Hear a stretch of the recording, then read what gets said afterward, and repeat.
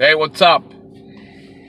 It's me stuck here in fucking Atlanta's traffic.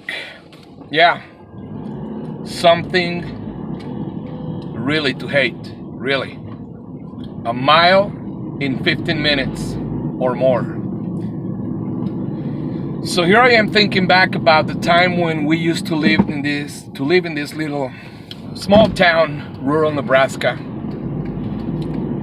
I just had the image in my mind of Chris, my middle son. The oldest is Brian, the middle one is Chris, the youngest one is David. But I just had this image. It came to me like a flashback out of the blue of Chris in his little gymnastics outfit, jumping up and down, happy. He was a happy kid always. My three kids were always happy. They had a happy childhood.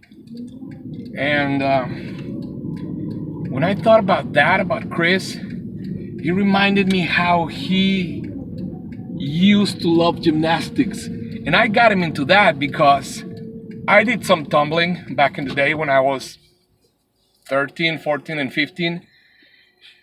So when the kids started growing up, me and my ex-wife wanted them to find their sport, So we got them to the Y. As far as I can remember, I always had a lifetime membership at the Y that I really appreciate and love. And at that time, Chris was in gymnastics. He was doing great. He was there for like a semester on the basics. Obviously, he was the only kid. The Y in town didn't have a place for gymnastics within the facility, so we had to take him somewhere else, like a big warehouse in downtown, and the kids will be there doing their gymnastics. Chris was so happy, and he was doing great. I mean, if you would see that kid, you could tell that he was born for that. He's still a strong guy. I mean, he can develop muscle overnight. His body composition allows for the minimum fat. He's probably hitting his highest right now that he's married and has one little kid and one on the way, my grandkids. But back then, he was killing it. In the first semester, we've seen them jumping like a pro and doing all these things, and you could see all that potential. And he was never, maybe because of his age, he was never embarrassed or intimidated by doing this in an all-girl group. He was the only kid and he was loving it. And the second semester came around, he did great as well. He had been there for a year, and then the other class was going to begin, and the second semester teacher was a different one from the first one. And at the end, we went up to her after the test, exhibition, whatever show they put out for the parents before being promoted to the next level. She came up to us and said, I'm sorry, but I'm not going to promote Chris to the next level.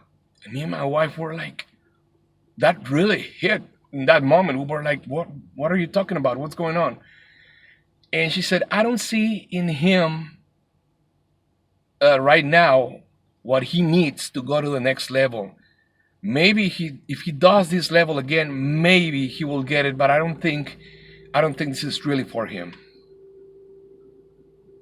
Okay? We hadn't been long enough in that place to notice all the subtle, if you say it that way in this foreign language, which is English, foreign for me, the subtle way of segregation in many levels of life. You can find it anywhere from work to religion. Yes, religion. Or so-called religion. I mean, it is whatever.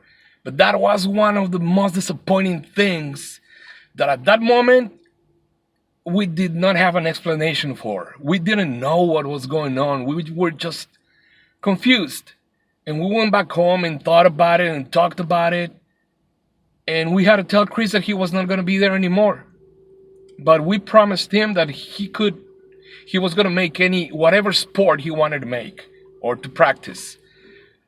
And yeah, after all these years of living in a rural community in the Midwest, we look back and found we couldn't find any other explanation. This is only one story. There's more to come. Stay tuned. Bye.